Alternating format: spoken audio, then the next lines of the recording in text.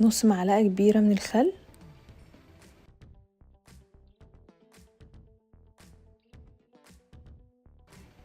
نص معلقة كبيرة من الصويا صوص،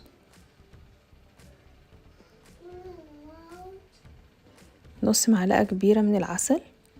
احنا ممكن نستغنى عن العسل ونضيف مكانه كاتشب، نص معلقة كبيرة دبس رمان، وساعتها كمان الكاتشب هيغنينا كمان عن دبس الرمان. نبتدي نقلبها كويس قوي.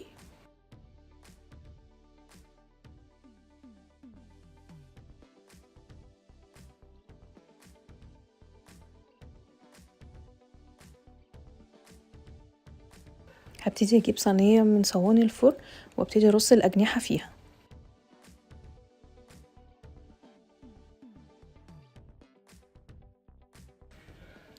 احنا لو عايزين نتبلها شوية ونسيبها في التتبيلة شوية